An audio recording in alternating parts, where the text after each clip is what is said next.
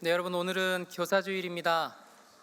가정의 달 5월에 교사주일이 가지는 의미가 뭘까라는 것을 생각해 봅니다. 그러려면 그 시작은 우리들 가정의 자녀들이 살아가는데 신앙이라고 하는 것, 하나님을 믿는다라고 하는 것이 굉장히 중요하다라고 하는 고백이 있어야 합니다. 그래야 가정의 달에 교사주일이 의미가 있는 것이죠. 그래야 교회 학교에서 친구들을 섬기는 교사들이 우리 가정의 큰 의미로 여겨지게 됩니다. 여러분의 가정의 교사는 나의 아이를 함께 키워주는 사람으로 인정되어야 합니다. 그렇게 인정되십니까? 고맙습니다. 우리 교회 400명 정도의 출석, 지금 이곳에 한 400명 모여 있습니다. 보통 어른들이 250명, 어린아이들이 150명입니다. 저곳에 있는 우리 교사들이 34명, 그리고 우리 교육부는 격주로 돌아가니까 17명이 150명, 아직 부모님들 손을 떠나지 못한 친구들도 있으니까 140명 정도를 저기 있는 분들이 다 감당하고 있는 겁니다. 우리 저기 계신 교사분들에게 고맙다고 인사 한번 하겠습니다. 고맙습니다.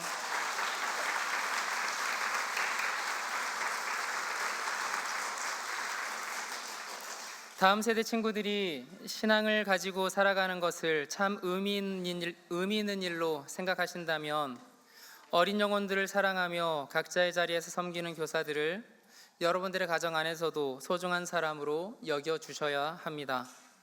쉽지 않은 상황 속에서 교사들에게 더 잘해주기를 요구하는 게 아니라 그들이 가지고 있는 헌신과 섬김에 감사하고 그 교사들의 마음에 동참하고 우리 아이들 신앙인으로 잘 키워내도록 애써 주시기를 바라겠습니다.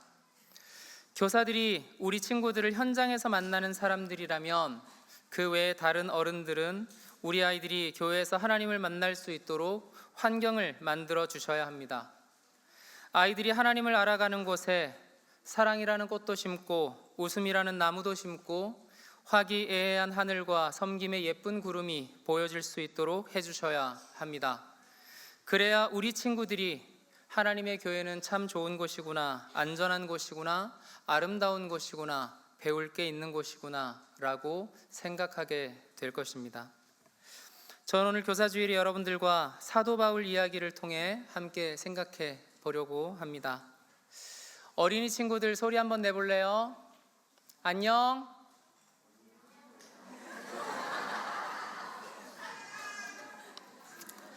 어린이부 친구들만 잘 들어보세요.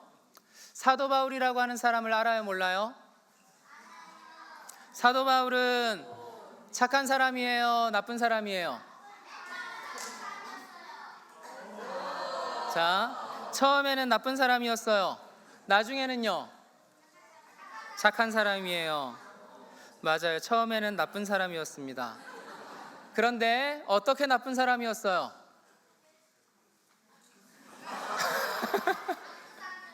뭐라고요?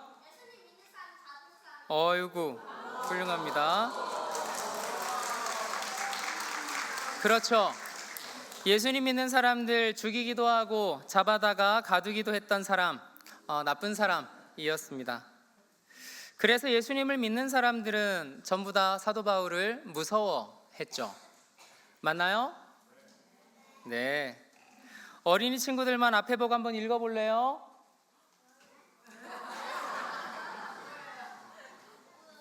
안 보여요? 목사님 읽을게요. 읽을 수 있는 사람은 같이 읽어봅시다. 시작. 나는 유대 사람입니다. 나는 길리기아의 다소에서 태어나서 이 도시 예루살렘에서 자랐고 가말리엘 선생의 문화에서 우리 조상의 율법의 엄격한 방식을 따라 교육을 받았습니다. 그래서 나는 오늘날 여러분 모두가 그러하신 것과 같이 하나님께 열성적인 사람이었습니다 라고 얘기해요.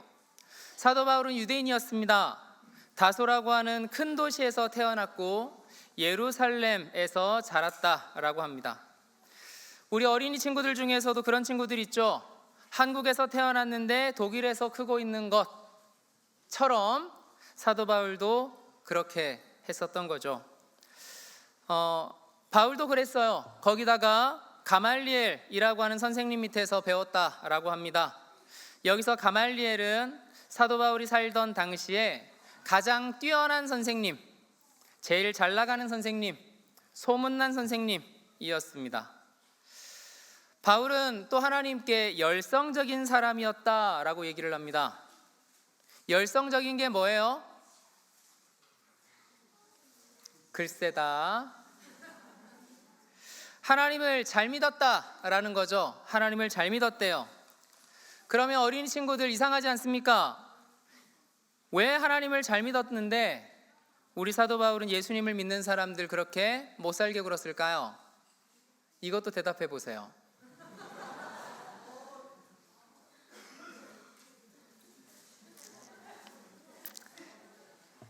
지금 이 자리라서 그렇지 어린이부 예배 드릴 때 제 경험으로는 대답합니다.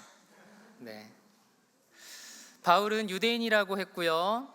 바울에게 하나님은 세상에서 가장 크고 힘센 분이었습니다. 그런데 예수님은 어떤 분이에요? 하나님의 아들이라고 하는데 참 초라하게 십자가에서 죽었던 분이었습니다. 바울은 힘세고 무서운 하나님만 생각했던 거예요. 충분히 힘이 있지만 사랑하셔서 져주시고 심지어 힘없이 죽기까지 하셨던 예수님은 사도 바울의 눈에 보이지 않았습니다. 우리 청소년부 친구들, 예, 이러겠지. 자, 청소년부 친구들, 네. 사도 바울은 잘난 사람이에요? 못난 사람이에요? 일부러 목소리 올린 거예요? 사도 바울은 잘난 사람이었습니다. 당시에 로마가 세상을 지배하고 있을 때였는데 로마 시민권을 가지고 있었어요. 로마 시민답게 헬라어도 잘하고 유대인답게 히브리어도 잘하고 당시 사람들이 쓰던 말 아람어도 잘하고 그랬습니다. 사도 바울 같은 사람은 어떤 곳에서도 살 수 있는 사람이었어요. 못하는 언어가 없고 천재였습니다. 그냥 언어만 잘하는 게 아니라 하나님의 말씀인 성경을 누구보다 많이 알고 있었던 사람이에요. 여러분들 주변에도 가끔 그런 사람들 있죠? 없어요? 엄청 재수없는 친구들 있잖아요, 그죠? 네, 그런 친구들 있습니다. 그런데 이렇게 잘난 바울은 어떤 사람이었는가? 잘난 사람이었는데 착한 사람이었다 그랬어요? 나쁜 사람이라 그랬어요? 교육 잘 받았는데 착한 사람이에요? 나쁜 사람이에요? 하나님 말씀 엄청 잘 알고요. 하나님 엄청 잘 믿었는데 착한 사람이에요? 나쁜 사람이에요? 나쁜 사람이었다라는 거죠. 자기가 아무리 하나님을 잘 믿어도 그렇지 예수님 믿는다고 죽이고 감옥에 가두고 하면 돼요, 안 돼요? 공부 잘하는 천재면 뭐 해요? 언어를 몇 개씩 하고 어디 가서든 훌륭하다는 소리 들으면 뭐 합니까? 누구보다 열심히 있으면 뭐 해요? 하나님 말씀 아무리 달달 외우고 살면 뭐 합니까? 자기와 다른 사람들 눈꼽만큼도 포용할 수 없는 그런 사람인데 목사님은 여러분들이 공부만 잘하고 똑똑하기만 한 친구들로 커나가지 않기를 바랍니다. 빨리 아멘 하세요. 젊은 날의 바울은 공부 잘하고 똑똑했을지는 몰라도 참 나쁜 사람이었습니다. 여러분 그렇다고 오해하지 마십시오. 공부하지 말라는 얘기는 아니에요. 네. 그런데 이런 바울이 변하는 계기가 있었습니다. 그때도 바울은 예루살렘에서 약 240km 정도 떨어진 다마스쿠스라고 하는 곳으로 가는 중이었어요. 청소년 친구들 대답해 보세요. 왜 갔습니까? 다마스쿠스로 왜 갔습니까? 어린이부 대답해 보세요. 다마스쿠스로 왜 갔어요? 뭐라고요? 네. 우리 청소년부보다 우리 어린이부가 우리 코스연 목사님이 훨씬 더 잘 가르치는 것 같네요. 그래요. 예수님 믿는 사람들이 다마스쿠스에 있다라는 소식을 듣고 사도 바울은 그 사람들을 잡아다가 감옥에 잡아 넣으려고 그래서 다마스쿠스까지 갔습니다. 그런데 가는 길에 갑자기 큰 빛이 비추더니 땅바닥에 털썩 쓰러져 버렸어요. 흔히 말합니다. 죽을 뻔한 거죠. 그런데 그때 바울은 예수님의 음성을 들었다고 합니다. 성경을 한번 읽어보겠습니다. 우리 같이 읽어볼게요. 시작. 가다가 정오 때쯤에 다마스쿠스 가까이에 이르렀는데 갑자기 하늘로부터 큰 빛이 나를 둘러 비추었습니다. 나는 땅바닥에 엎어졌는데 사울아 사울아 네가 어찌하여 나를 핍박하느냐 하는 소리가 들려왔습니다. 그래서 내가 주님 누구십니까 하고 물었더니 그는 나에게 대답하시기를 나는 네가 핍박하는 나사렛 예수이다 하셨습니다. 바울은 힘센 사람, 힘센 하나님, 큰 하나님을 믿었습니다. 자신이 열심히 하면 하나님 나라가 이루어질 것처럼 생각했습니다. 큰 하나님이 못하실 일이 없죠.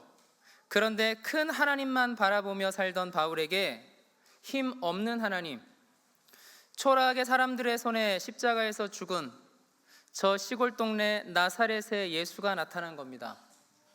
큰 하나님을 믿을 때는 한 번도 경험해 보지 못했던 하늘로부터 빛이 자신을 비추고 땅바닥에 엎어지고 그렇게 이성적이고 똑똑했던 사람에게 이해하기 어려운 음성이 들립니다.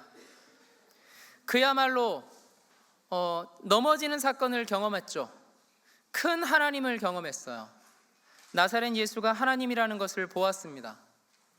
자신이 알고 있던 나사렛 예수의 초라함은 힘이 없고 못나서가 아니라 사랑하기 때문에 일부러 져준 것이라고 하는 것을 깨닫게 되었습니다. 사람을 잡아다가 감옥에 넣으려고 다마스쿠스로 가던 바울이 초라한 모습으로 사람들 손에 이끌려 다마스쿠스로 가게 되었습니다. 복음은 내 욕심을 채워줄 힘센 하나님을 만나는 게 아닙니다. 복음은 나를 기다려주고 기다리면서 져주고 나 때문에 힘들어하고 나 때문에 고난당하고 나 때문에 다른 사람들한테 무시당하면서까지 참으셨던 힘없고 초라한 하나님, 그 하나님을 만나는 사건입니다. 그리고 그것을 사랑으로 인정해서 무능하기 때문이 아니라 그것이 사랑이기 때문이라고 인정이 되어서 마음에 감격이 되는 사건입니다. 이 복음을 아는 사람만이 착한 마음으로 세상을 섬길 수 있습니다. 어른들에게 말씀드려 보겠습니다. 그렇게 다마스쿠스로 간 사도 바울을 기다리는 사람이 있었습니다. 누굽니까? 아나니아였죠. 그는 여러모로 바울과 다른 사람이었습니다. 사도행전 22장 3절에 보면 바울이 하나님께 열성적인 사람이었다라고 나오는데 아나니아는 율법을 따라 사는 경건한 사람이었다라고 말합니다.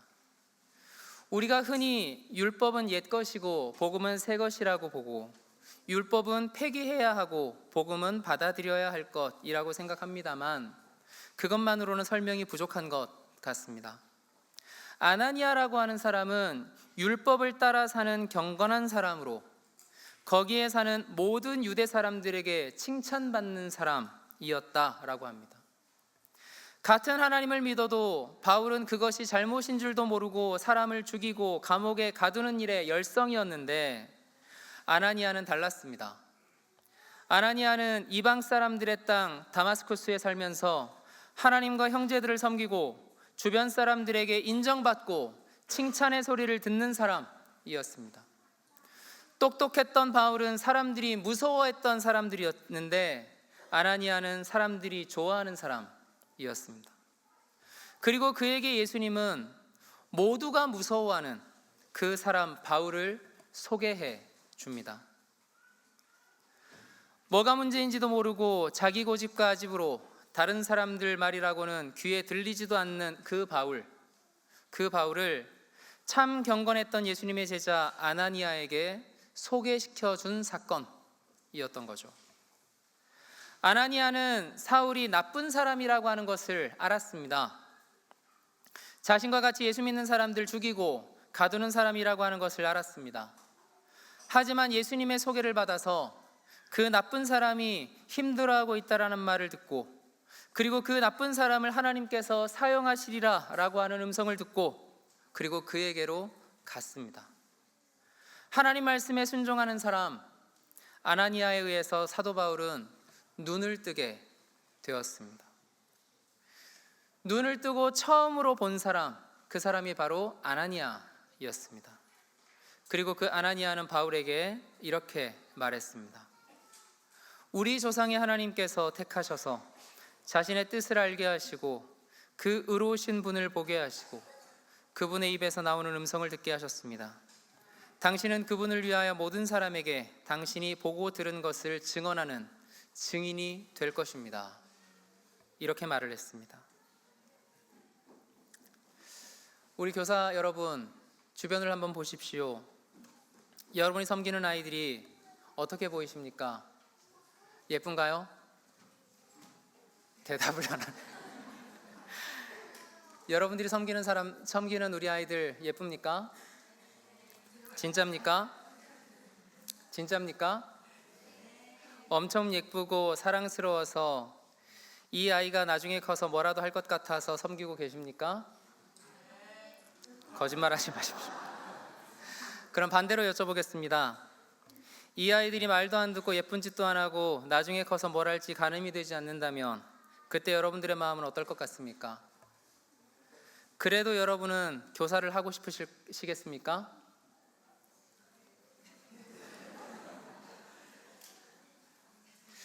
여러분 그러면 교사 안 하실 겁니다. 그죠?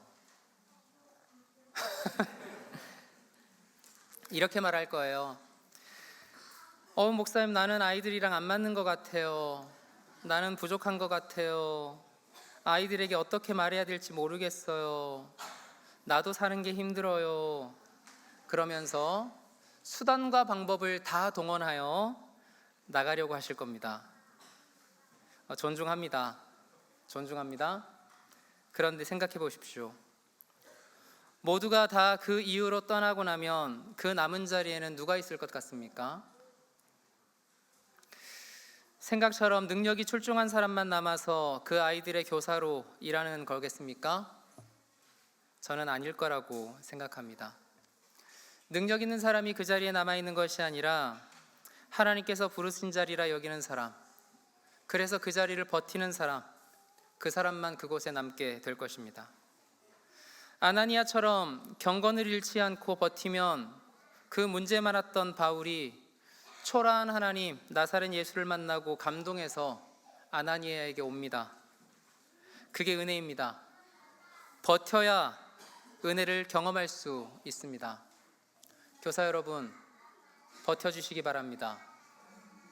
버텨주셔서 감사합니다. 우리 친구들 고민이 생각보다 많습니다. 어른들이 볼 때 우리 친구들이 아무 생각 없이 세상 사는 것처럼 보이시겠지만 막상 보면 엄청 생각이 많습니다. 어른들이 전혀 생각하지 못하는 고민들을 가지고 살아갑니다. 어른들은 생각합니다. 좋은 집에서 잘 먹여주고 학교 잘 다니게 해주는데 뭐가 문제냐 생각하실 수 있습니다. 그런데 그게 다가 아닙니다. 우리 친구들도 버티고 있는 겁니다. 이 친구들의 고민에 동참해 주셔야 합니다. 그래야 소통할 수 있습니다. 이 친구들이 버티고 있다는 것을 알아주셔야 됩니다.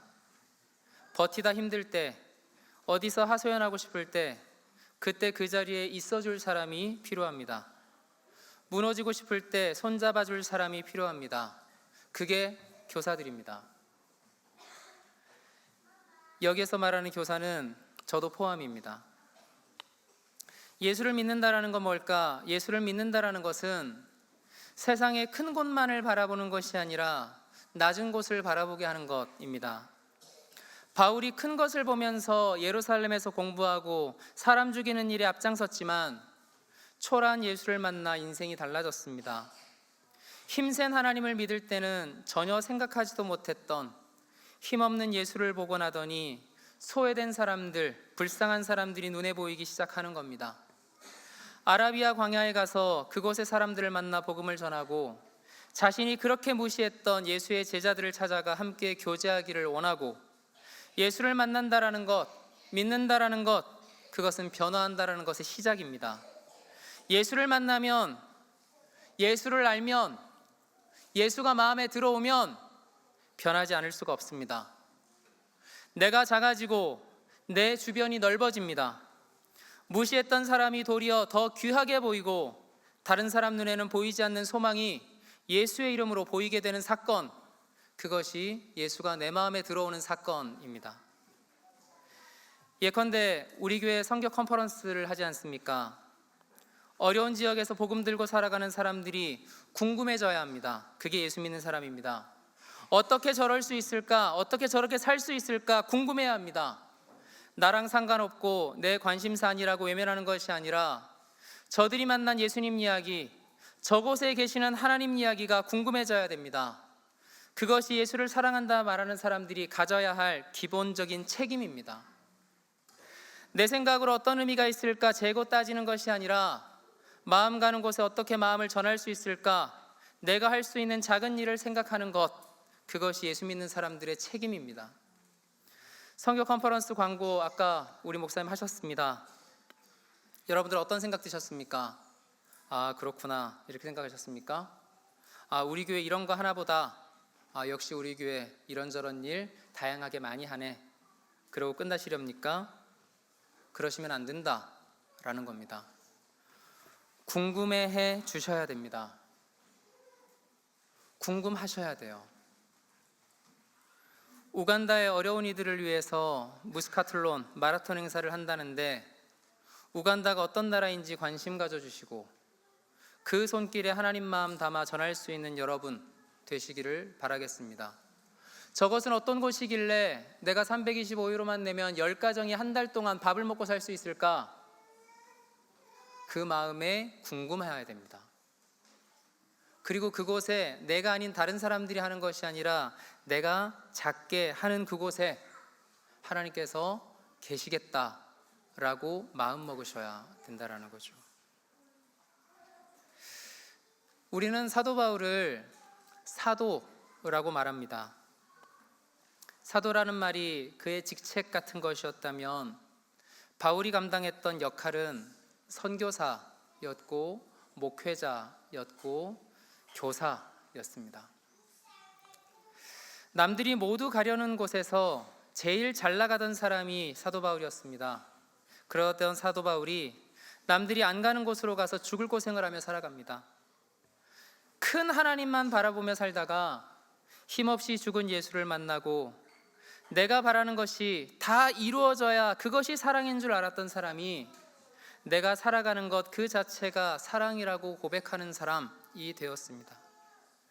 당대 최고의 지식인이었던 사도 바울이 자신의 지식은 아무것도 아닌 것 같다, 아니 초라했던 예수님의 십자가만 전해야겠다, 그리고 그것을 사랑으로 여기니까 예수님의 십자가 사건이 조금도 부끄럽지 않다, 이렇게 말하는 것이 바울이었습니다.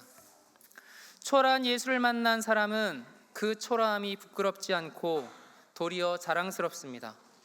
그 엄청난 예수님이 나를 사랑하셔서 이기지 않고 져 주셨다라는 것, 그 사랑 때문에 지금 내가 산다고 고백하는 사람은 이 세상의 흐름 속에서 쉽게 흔들리지 않습니다.